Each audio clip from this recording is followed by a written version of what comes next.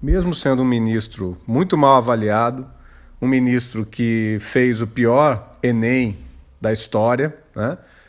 Que teve uma série de falhas e que dificultou muito, né, a vida das pessoas que estavam prestando o Enem no ano passado, que manteve ou quis manter o Enem desse ano sem o adiamento e depois perdeu essa batalha, tanto no Congresso como também na sociedade. E também tem tido quase nenhuma interlocução com o Congresso. Até na semana passada, uma medida provisória do governo Bolsonaro, assinada pelo ministro Weintraub, que dava a ele poder de nomear reitores e reitoras, né, nesse período de tempo da pandemia, ela foi devolvida pelo Senado à presidência da República, né, portanto ao governo federal, ao Executivo Federal, isso é um fato assim, extremamente raro, né, algo que, para vocês terem uma ideia, desde a Constituição de 88, apenas 4 medidas provisórias foram devolvidas pelo Senado à presidência da República, e a última delas havia sido lá no período do governo Dilma, ainda quando daquele momento de muita tensão do governo Dilma com o parlamento, com o Congresso. Né? Então, é um ministro desastrado, é um ministro que está sendo investigado pelo Supremo Tribunal Federal, pelo Ministério Público Federal, né? E que, por outro lado, né? E aí esse é o motivo principal da sua permanência à frente do Ministério da Educação, ele tem cumprido um papel importante na disputa ideológica, nas guerras culturais que têm sido travadas pelo bolsonarismo contra as universidades, sobretudo as universidades públicas nesse país, e mais do que isso, sobretudo as ciências humanas, né, a todo o conhecimento do pensamento crítico que levanta questões a respeito, né, do autoritarismo do governo Bolsonaro, que levanta questões a respeito do quanto esse governo respeitará a democracia e as instituições políticas nesse país. Weintraub tem, desde a sua ascensão ao Ministério da Educação, ali no final do mês de abril, tem travado uma verdadeira guerra contra as universidades. No dia 15 de maio do ano passado, né, nós tivemos certamente uma das maiores mobilizações contra o governo Bolsonaro, que foi o 15M. Né? Vocês devem se lembrar de que naquele momento Weintraub falava da balbúrdia nas universidades e ameaçava tirar o orçamento das universidades que fossem rebeldes, né, com relação ao governo. O que a gente viu é que as universidades têm sido um dos principais espaços de combate ao coronavírus, de combate à Covid-19.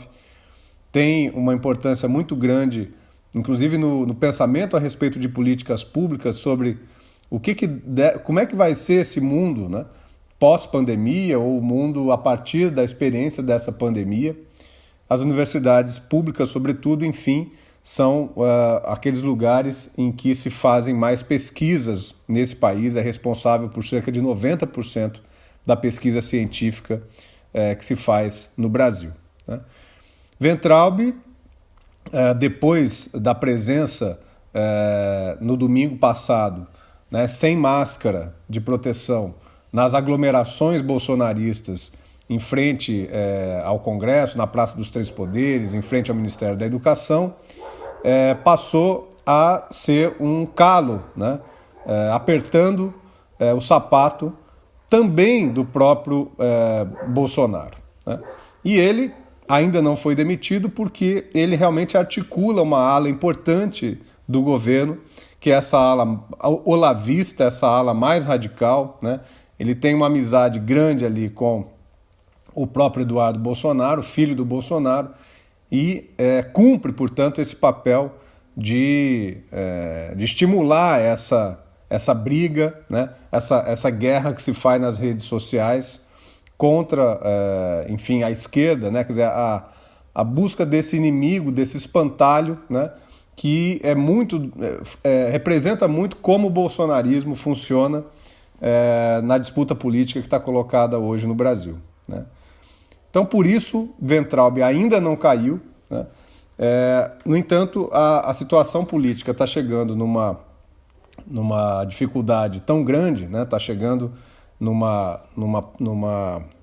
momento tão agudo, né, da crise política, em que os ataques que o Weintraub tem feito, né, ao STF, naquela fatídica reunião do dia 22 de abril, chamou o Supremo, né, de vagabundos, chamou os juízes, disse que tinha que prender os ministros do Supremo.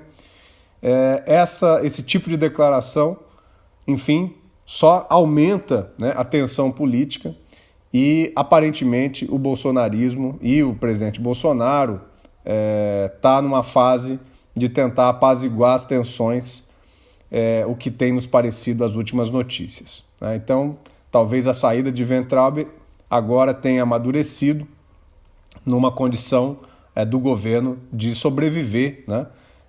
E com um elemento importante, né? Que é o elemento do diálogo que Bolsonaro tem feito com o Centrão, né? Com os partidos fisiológicos do Congresso Nacional, que tem muito apetite com relação ao Ministério da Educação, né? Então, a queda de Weintraub, a possível queda de Weintraub e a entrada no governo, sobretudo no Ministério da Educação, de alguém ligado ao campo dos partidos mais fisiológicos, pode mostrar também que haja uma mudança aí na correlação de forças interna ao governo Bolsonaro. É o que nós vamos acompanhar nas próximas semanas. Então hoje eu fiz uma coluna um pouco mais política, mas também ligada à educação, ao Ministério da Educação especialmente. Grande abraço a vocês, se protejam, fiquem em casa se possível, se não for possível, se protejam com as máscaras, com o álcool em gel, enfim, lavando as mãos sempre, para que a gente possa superar esse momento difícil e permaneçamos bem. Um abraço.